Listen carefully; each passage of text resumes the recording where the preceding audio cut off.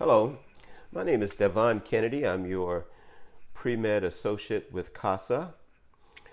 Today we're going to talk about time management. One of the things that I've noticed over the many years of teaching freshmen is that freshman students come into the university and retain their study habits from high school. And unfortunately, study habits that we developed in high school are just inadequate for competing at a high level at the university. So, what are some of the guidelines that we like to use when we talk about time management? Well, the first thing is we should make a daily schedule to identify when we're in class and when we have free time, identify when you work. If you actually have to commute to campus, you need to fill in your commute time and so forth, breaks for lunch, breaks for dinner. And then once you have all of these mandatory hours filled in, we want to come back in and then place in um, times when we're going to actually study. So let me give you an example of what we're talking about. Here's an example schedule. And I've color coded it, which makes it much easier to follow. You can just simply look at your schedule at a glance and you know when you see green, that's for chemistry, including our lecture time, including our study times.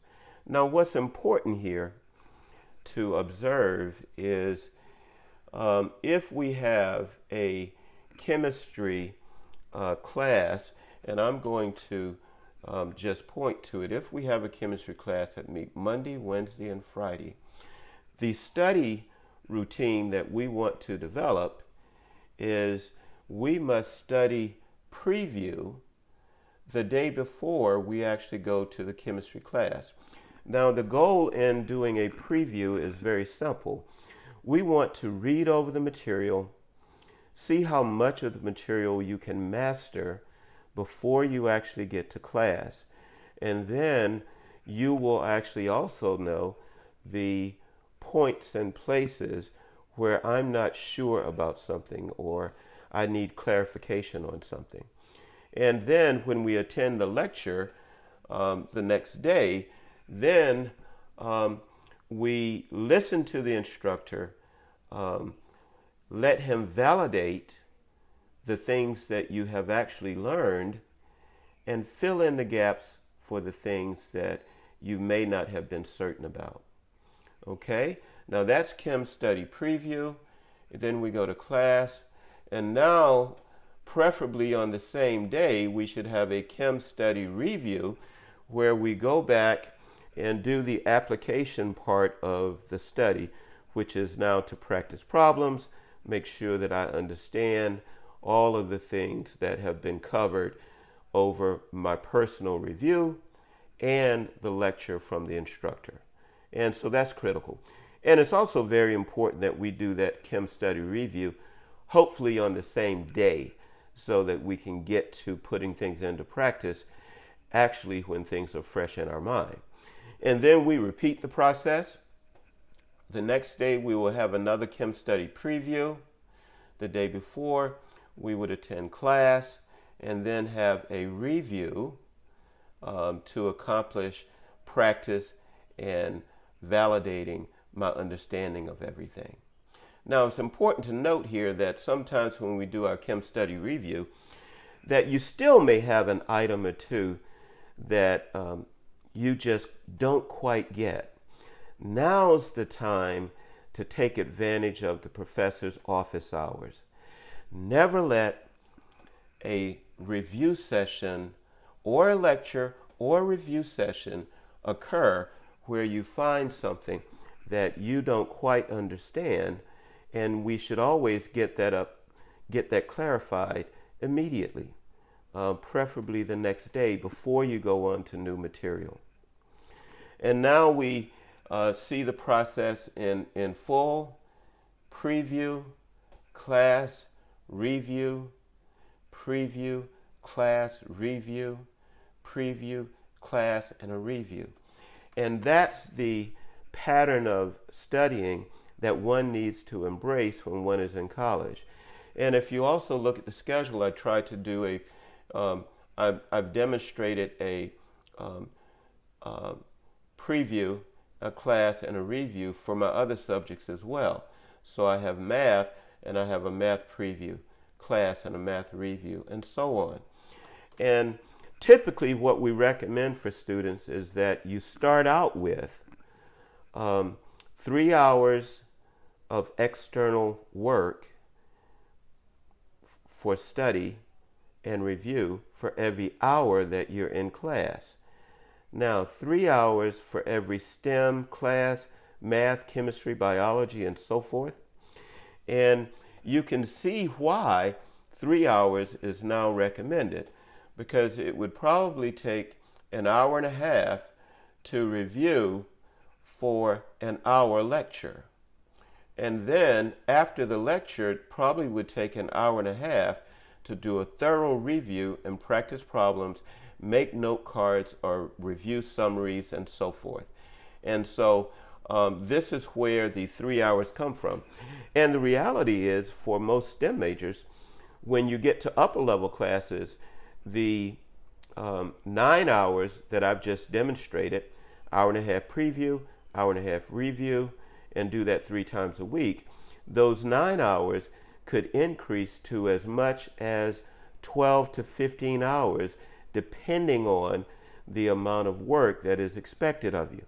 So be prepared, if you wish to be competitive, to put in long hours of appropriate study. What I do know is this from over the years, when I've demonstrated to students this sample and this way of approaching studying, the most successful students that I have taught absolutely embraced the method and incorporated it into their daily and weekly routine. Now, one of the things that happens is I've discovered that students often can make a schedule, and then the second part comes in, which is maintaining the schedule and making sure that I follow the work and get it done. So one of the things to help us understand how effective we're being is the efficiency table. And the efficiency table can help you monitor your success and give you a good feeling as to whether or not you're actually getting your weekly work done. I've found over the years that when students try to make this schedule and accomplish a weekly schedule in the beginning, they have difficulty. Usually if we monitor it for a week, you might find that you only get 50 to 80% of your planned work accomplished. And then the second week, if you follow it, you might find that whatever you started with increases a bit. And the third week, you increase another bit.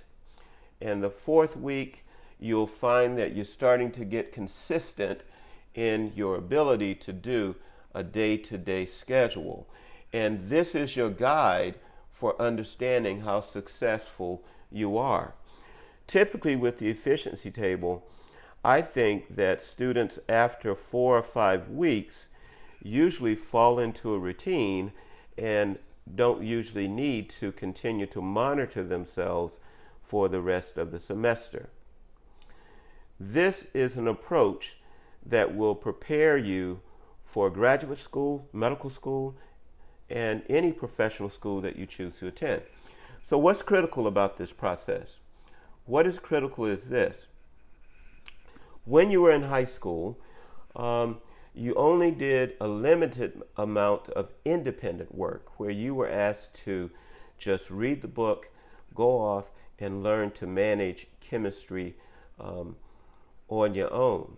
And you largely depended on the instructor to guide you step by step in the classroom situation.